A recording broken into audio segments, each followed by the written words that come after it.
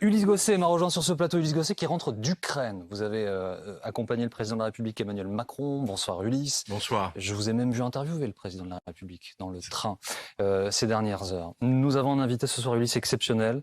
Bonsoir Garry Kasparov. Soyez le bienvenu sur ce plateau. Vous êtes une légende, champion d'échecs, sans doute le plus grand joueur de tous les temps. Vous êtes également un opposant politique à Vladimir Poutine. Aujourd'hui, vous êtes ambassadeur de la sécurité d'Avast. Vous mettez en fait à profit votre grande connaissance de l'intelligence artificielle. Vous êtes devenu légendaire notamment en vous battant aux échecs contre des machines, contre Deep Blue, un ordinateur. Est-ce que cette cybersécurité, ces enjeux de sécurité sur le digital sont aujourd'hui, selon vous, un des enjeux principaux que nous avons à confronter ? Sans aucun doute. Le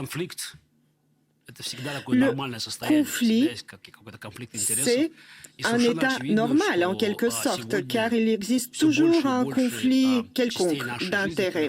Et aujourd'hui, il est évident que de plus en plus d'aspects de notre vie se produisent dans le cyber. Donc, il y a des défis, des enjeux. Les banques deviennent virtuelles et il y a aussi des voleurs virtuels.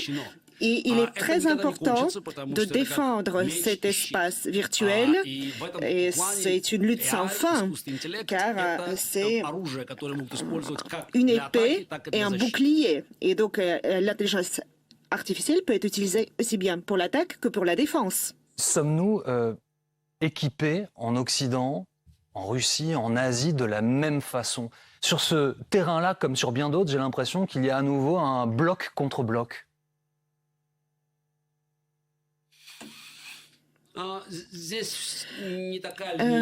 vrai dire, je ne dirais pas que c'est une situation linéaire. Ce n'est pas une guerre froide quand il y avait un bloc soviétique et un bloc de l'Occident. Il y a beaucoup d'individus, par exemple les hackers, ce sont les acteurs individuels. Et il y a plusieurs couches d'acteurs, plusieurs niveaux. Et il faut comprendre qu'il n'existe pas de défense à 100% sûre. Et la seule garantie, c'est de devancer les autres. Et c'est ceci, ce qui donne les garanties. Et l'Occident, l'Europe, les États-Unis sont à l'avance. Mais il y a toujours cette concurrence. Et il ne faut pas s'endormir sur ses lauriers. Il faut toujours avancer. Pourtant, les États-Unis ont fait la preuve que la Russie avaient réussi à truquer d'une certaine manière leurs élections présidentielles. La Russie qui est souvent pointée du doigt comme étant un acteur international majeur dans l'utilisation de ces données pour truquer le jeu.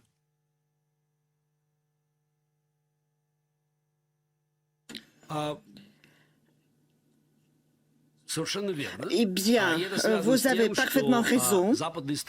Et ceci est lié au fait que les pays occidentaux, l'Amérique et l'Europe, n'étaient pas prêts à réagir de manière appropriée à ce que faisait la Russie de Poutine. Et ce que nous voyons dans la guerre de la Russie contre l'Ukraine, ceci le confirme malgré les attentes, les attaques informatiques ne se remarquent pratiquement pas. La Russie essaie de défendre ses infrastructures. Il y a des hackers qui attaquent ces systèmes, même à Saint-Pétersbourg. Quand Poutine a voulu parler aujourd'hui, il y a eu une attaque d'EOS qui a retardé son intervention. Ceci montre encore que l'Amérique et l'Europe ont suffisamment de ressources pour remettre tout le monde à sa place, même la Chine, s'il y a la volonté politique. Garry Kasparov, aujourd'hui, est-ce qu'on peut dire qu'il y a en permanence, tous les jours, même quand on ne s'en rend pas compte, une guerre hybride qui se joue dans le cyberespace? Est-ce qu'on est confronté à cette menace en permanence? Et est-ce que, pour un pays comme la France, est-ce que on sait qui est notre ennemi principal? Est-ce que c'est la Chine, la Russie ou quelqu'un d'autre? Vous avez très bien dit, c'est une guerre qui est menée constamment et le nombre d'attaques par jour se compte par millions. Mais ce sont parfois juste des tentatives de hackers de trouver une brèche pour un smartphone ou un autre site ou une autre cible. Mais il y a aussi des attaques menées par des États.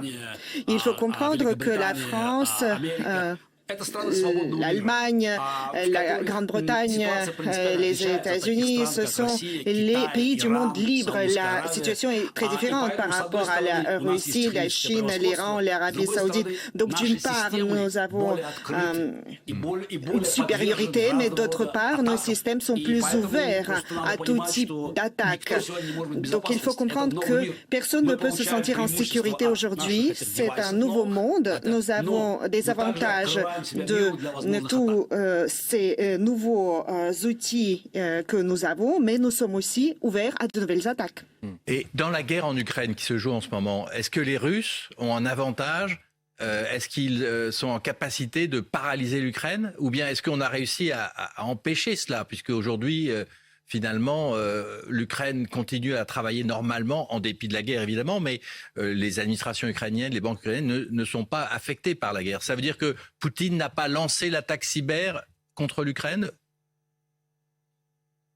À vrai dire, ce que nous voyons aujourd'hui en Ukraine, aussi bien sur le champ de bataille, dans le Donbass, dans le sud, dans le nord de l'Ukraine, mais aussi dans l'espace cyber, il y a une démystification de la puissance russe, aussi bien pour l'armée que pour les attaques cyber. Il avait essayé de paralyser l'Ukraine, mais il a échoué. L'Ukraine se défend et nous voyons comment elle se défend de manière héroïque. À l'est, dans le sud, il y a aussi des attaques menées contre les infrastructures russes et nous savons peu sur cette guerre car cette guerre est dans les coulisses, mais il est évident qu'elle est tout aussi sévère que sur le champ de bataille car oui, c'est une guerre d'attrition et Poutine veut paralyser les infrastructures, mais il n'y arrive pas. Il faut tenir les leçons, voir les leçons pour les Américains, les Français et les autres, car une telle guerre hybride d'envergure n'a jamais été vue auparavant.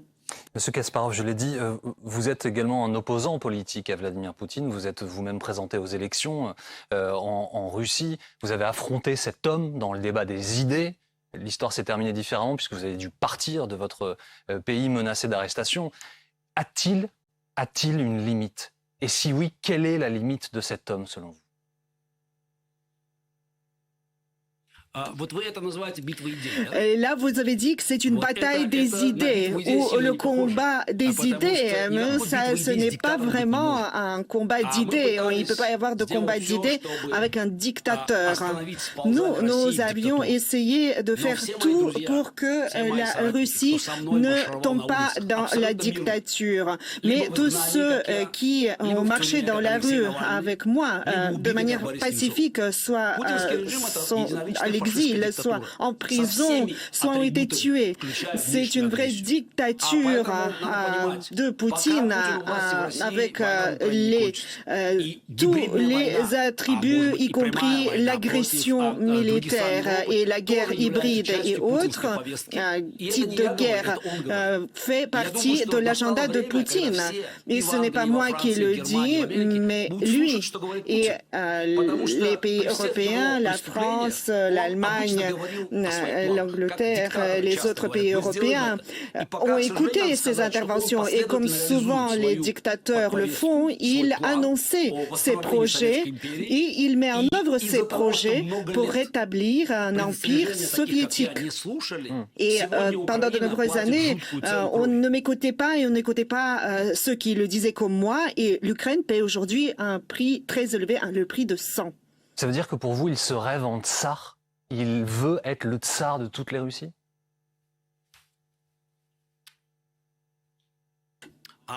Moi, à vrai dire, je ne pense rien, j'écoute. Et Poutine avait dit, il y a plusieurs années, que la chute de l'Union soviétique était la plus grande catastrophe géopolitique de l'histoire. Et il agit pour supprimer cette erreur, comme il pense. Et il avait dit à Munich que l'OTAN devait se retirer jusqu'aux frontières de 1997. Et là, l'Ukraine, c'est sa première étape. La victoire en Ukraine, ce serait pour lui pour rétablir l'influence soviétique dans cette partie et dans les pays baltes. Mais ne pas écouter les avertissements coûte très cher et chaque jour de retard augmente ce prix à payer.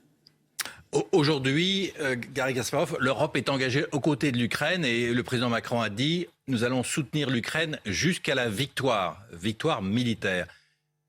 S'il y a une victoire, est-ce qu'il y a aussi une négociation indispensable pour un cessez-le-feu, pour signer la paix, pour mettre fin à la guerre et pour empêcher finalement la Russie d'occuper une partie de l'Ukraine? Est-ce que vous pensez que Poutine va négocier à un moment donné? Ou est-ce que vous ne croyez pas du tout à la négociation? Aucune négociation n'est possible avec Poutine, tout simplement parce qu'il avait énoncé ses objectifs et son objectif principal est de détruire l'État ukrainien. Et cet objectif est dit et redit encore et encore dans les actualités que nous entendons. L'État ukrainien existe maintenant. Ah bien, je répète, la propagande russe affirme que c'est un État qui n'a pas lieu d'être et que la nation ukrainienne n'existe pas en tant qu'une nation. Ce n'est pas moi qui le dis, c'est la propagande russe qui le dit. Et donc, il mise de plus en plus haut et donc il faut qu'il y ait une victoire pleine et entière et la libération du territoire ukrainien. Je salue ce que disait le président Macron, mais le président Macron répète qu'il faudrait une solution diplomatique, mais c'est impossible. Poutine continuera la guerre. Il sait que le dictateur ne peut pas perdre la guerre, donc il va continuer la guerre pour atteindre ses objectifs. Il lancera de plus en plus de ressources. La seule façon de vaincre, c'est de doter l'Ukraine des armes dont elle a besoin. Au jour d'aujourd'hui, l'Ukraine n'a reçu que 10% des armes dont elle a besoin pour vaincre Poutine. Ces armes existent en Amérique et en Europe, mais il n'y a pas assez de volonté politique, car beaucoup ont peur de l'escalade, mais chaque jour de retard apporte de nouvelles victimes. Vous avez eu des mots très durs à l'encontre d'Emmanuel Macron. Vous avez dit c'est une honte de voir le président français se mettre du mauvais côté de l'histoire en poussant Zelensky à céder des territoires à la Russie. C'est vraiment quelque chose que vous pensez, Monsieur Kasparov, que la diplomatie menée par Emmanuel Macron, c'est de céder une partie du Donbass pour mettre fin à cette guerre?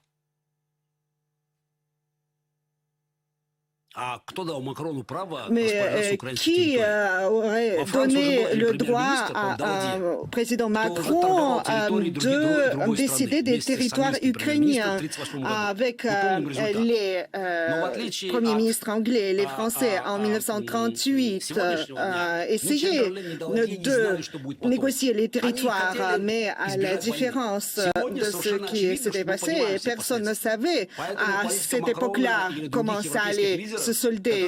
Mais aujourd'hui, tout le monde sait par quoi ce type de comportement se solde. Donc, essayer d'atténuer le feu en Ukraine n'aide pas. L'Ukraine paie déjà le prix très élevé.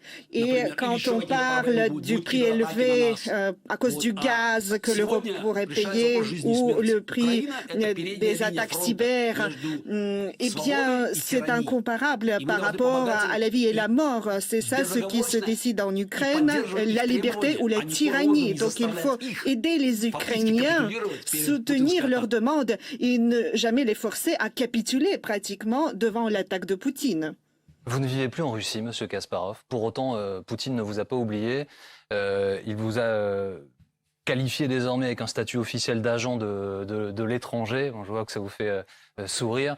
Est-ce que vous avez oublié la Russie ou est-ce que vous, Monsieur Kasparov, vous pensez encore un jour à rentrer chez vous et à y jouer un rôle politique?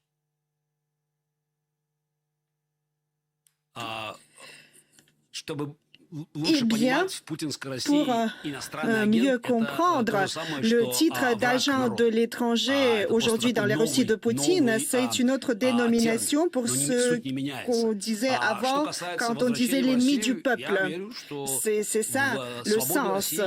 Mais en ce qui concerne le retour en Russie, oui, je crois que dans la Russie libre, j'aurai la possibilité de revenir et d'aider la Russie à revenir au monde civilisé. C'est un chemin long, difficile, mais la Russie doit renoncer à son passé de l'empire. Il n'y a pas de place pour les empires au XXIe siècle. Et je pense que j'ai cette capacité d'aider la Russie à devenir une partie de la solution globale et non plus un problème.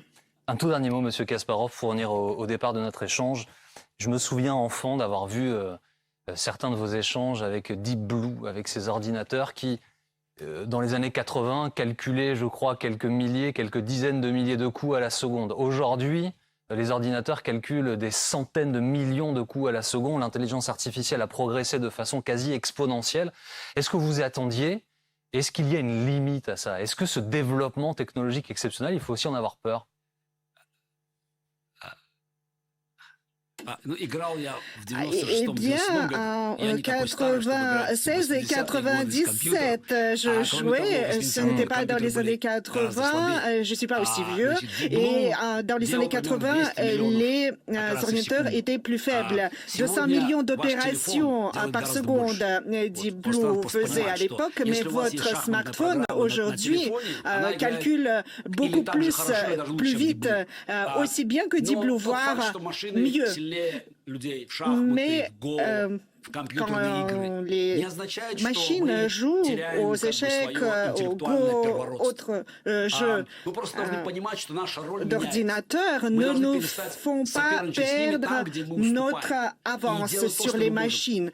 La seule chose, c'est que nous devons nous développer et appliquer notre créativité, nos rêves et trouver la bonne façon de coopérer.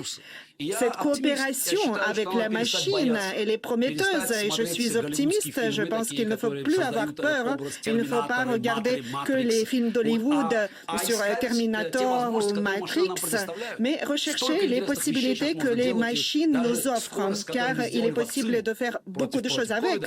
Par exemple, pour créer le vaccin contre le Covid, c'est aussi l'interaction avec l'ordinateur. Donc je suis optimiste.